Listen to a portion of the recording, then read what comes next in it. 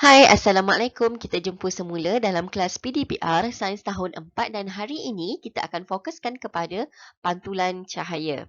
Okey. Sifat cahaya ada 4 dan kita telah belajar 2 daripadanya. Yang pertama, cahaya bergerak lurus dan cahaya menghasilkan bayang-bayang. Ada lagi 2 sifat cahaya yang kita belum terokai, iaitu yang ketiga adalah cahaya boleh dipantulkan dan cahaya boleh dibiaskan. Pada hari ini, saya akan memfokuskan tentang cahaya boleh dipantulkan. Jom kita terokai apa itu pantulan cahaya. Jika awak dapat lihat ini, ada 3 orang rakan. Yang pertama, Ramu, Raju dan Apu. Okey, sumber cahayanya di sini adalah lampu suluh. Lampu suluh ini dipegang oleh Ramu. Okey, Ramu ni dia pegang lampu suluh. Lampu suluh ini adalah sumber cahaya. Okey, jika awak dapat lihat, Ramu ni dia menghalakan lampu suluh kepada Apu. Apu ni tengah pegang cermin. Jadi, lampu suluh ini terkena pada cermin dan kita dapat lihat dia tak tembus pun cermin tu. Tetapi cahaya itu menghala ke arah Raju. Okey, cahaya tu pergi ke arah Raju. Okey, inilah dinamakan sebagai pantulan cahaya. Okey, ini adalah pantulan cahaya. Jadi, pantulan cahaya ini terjadi apabila cahaya mengenai sesuatu permukaan dan cahaya tersebut akan melantun. Tetapi, bukan semua permukaan boleh menghasilkan pantulan cahaya. Ada beberapa kriteria pada permukaan tersebut yang membenarkan atau membolehkan cahaya dilantunkan. Okey, kriteria yang pertama adalah permukaan yang licin. Seterusnya, permukaan yang rata dan yang ketiga adalah permukaan yang keras dan berkilat. Awak boleh rujuk buku teks muka surat 94. Di sini diterangkan apabila melihat cermin, kita dapat melihat imej kita terbentuk pada cermin. Okey, fenomena ini dinamakan pantulan cahaya. Perhatikan gambar di bawah. Gambar di bawah, dia ada seorang budak perempuan dia tengah tengok cermin. So, dia nampak diri dia dekat situ. Awak juga boleh tengok cermin dan awak akan nampak diri awak dalam cermin tersebut kan? Okey, jadi apa yang menyebabkan bila awak tengok cermin, awak nampak imej awak? Kenapa tak nampak gambar lain? Kenapa nampak diri sendiri? Kerana ini adalah disebabkan oleh fenomena pantulan cahaya. Ini adalah sifat cahaya. Bermaksud pada keadaan gelap ataupun tiada cahaya, awak boleh nampak tak diri awak dalam cermin? Awak tak boleh nampak sebab tak ada cahaya. Tetapi bila kehadiran cahaya, ini adalah sifat cahaya ya. Apabila dia terkena, cahaya daripada awak terkena pada cermin, dia akan dipantulkan dan disebabkan itu awak boleh nampak diri awak dalam cermin tersebut. Okey, jom kita lihat beberapa imej yang terbentuk pada permukaan kepada beberapa permukaan. Yang pertama, imej terbentuk pada permukaan air. Kita boleh lihat ini ada rusa dia tengah minum air. So dekat dalam permukaan air tu dia boleh nampak diri dia. Dia boleh nampak imej dia.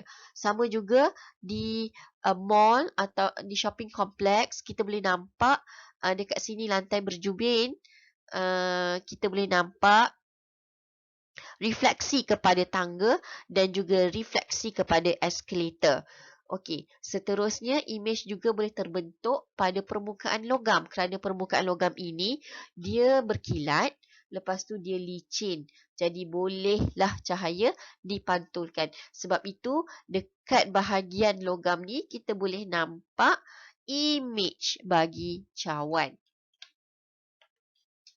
Okey, ini seperti yang saya katakan tadilah. Okey, fenomena pantulan cahaya ini kita boleh lihat imej pada permukaan air, imej pada lantai berjubin dan imej pada permukaan logam. Terdapat banyak kegunaan pantulan cahaya dalam kehidupan seharian kita. Yang paling berhampiran adalah kereta awak. Cuba lihat ada tak cermin sisi di sebelah kanan dan kiri.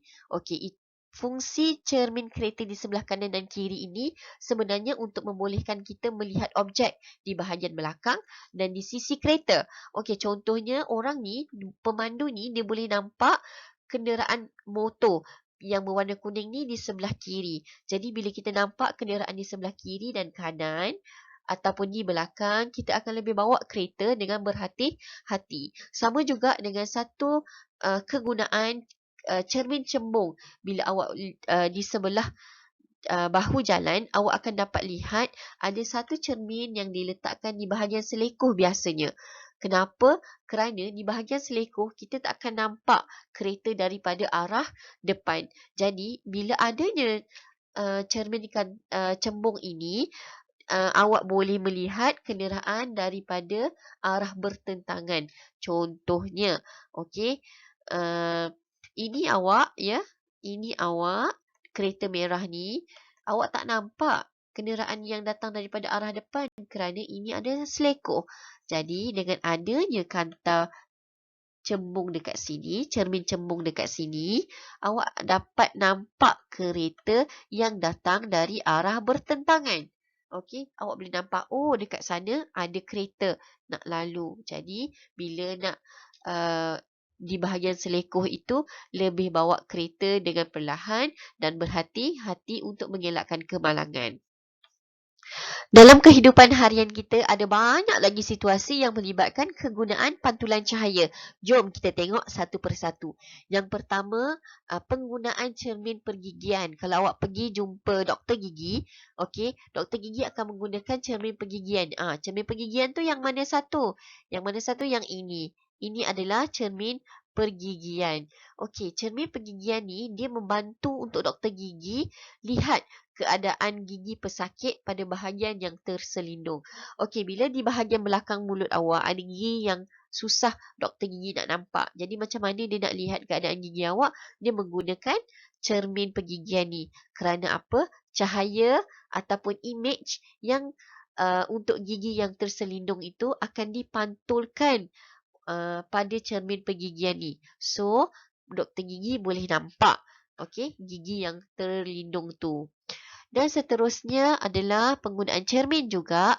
Pihak pelanggan di kedai kasut boleh melihat imej kasut yang dipakai melalui cermin yang diletakkan di bahagian bawah. Bila awak cuba-cuba kasut kan, nak tengok kasut tu okey ke tak? So, sesuai ke tak dengan kita kan? Jadi kita lihat imej itu pada permukaan cermin. Okey, dan yang ketiga, pelanggan di kedai gunting rambut boleh melihat imej bahagian belakang kepalanya melalui cermin yang diletakkan di bahagian belakang. Kita kan tak nampak rambut dekat belakang kita ni macam mana.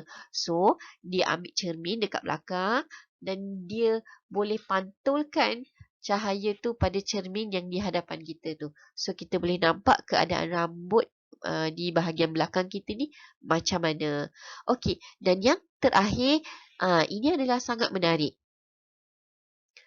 Tentera laut boleh melihat objek yang berada di permukaan laut dari dalam kapal selam. Kapal selam ataupun kita panggil dia sebagai submarine dengan menggunakan periskop. Okey, periskop ini adalah satu alatan. Bila kapal selam ni dah berada dekat dalam laut, kan? Macam mana dia nak tahu permukaan laut tu macam mana? Okey, apa yang terjadi dekat permukaan laut tu? Menggunakan periskop. Okey, dua cermin dalam periskop memantulkan cahaya dari objek yang terhalang ke arah mata pemerhati. Jom kita tengok macam mana ianya berfungsi. Okey, kita lihat di sini. Dekat sini ada, ini adalah submarine dan ini adalah periskop. Okey, Mukadimah tunjuk dekat sini adalah periskop. Okey, apa yang terjadi adalah ini adalah mata.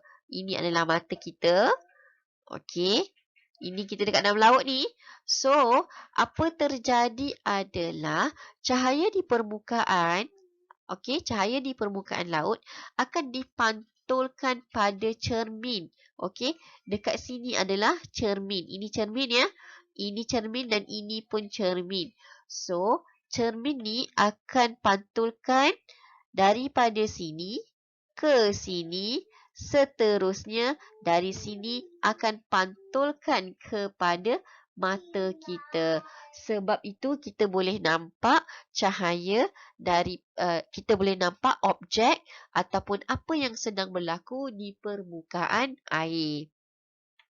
Pantulan cahaya ini juga boleh dilukis dalam bentuk rajah. Jadi, awak boleh lukis seperti dalam gambar rajah sinar. Boleh rujuk buku teks muka surat 98. Gambar rajah sinar ini kalau awak boleh lihat daripada sumber cahaya iaitu lampu suluh, okey, cahaya akan bergerak ke arah cermin ataupun apa-apa sahaja permukaan, seterusnya akan dipantulkan semula. Okey, cara lukisan dia adalah seperti ini. Ini adalah gambar rajah sinar. Jadi, sinar tuju ataupun kita boleh katakan sumber cahaya, tak kisahlah daripada cahaya matahari ke, lampu suluh ke, lampu apa-apa sekalipun. Daripada sini, apabila terkena kepada sesuatu permukaan, ianya akan dilantunkan. Okey, boleh dilukis seperti ini. Bila soalan minta lukiskan bagaimana cahaya dipantulkan. Okey, inilah cara lukisannya. Okey, rajah ini menunjukkan adalah rajah sinar yang dipantulkan pada permukaan yang licin. Kita boleh nampak pantulan dia cantik lah. Okey, dia punya sudut dia cantik dan dekat sini ditunjukkan permukaan yang kasar. Okey, contohnya cermin tu tapi permukaan dia sedikit kasar. Ini adalah dia punya pantulan dia. Okey, ini adalah rajah sinar bagi pantulan cahaya untuk permukaan yang kasar. Okey, ada sesuatu yang awak perlu tahu ya. Okey, bila awak tengok bulan, bulan tidak mengeluarkan cahaya dia sendiri. Tetapi, apa yang awak nampak cahaya pada bulan itu adalah sebenarnya pantulan daripada cahaya matahari. Okey, ini adalah cahaya matahari, ini adalah matahari. Okey, ini adalah bulan. Jadi, cahaya pada matahari ini dipantulkan oleh bulan ke bumi. Jadi, sebab itu kita boleh lihat bulan berwarna kuning, dan itu sebenarnya bukanlah cahaya daripada bulan tetapi hanyalah pantulan daripada cahaya matahari. Okey, jumpa lagi. Sekian, terima kasih.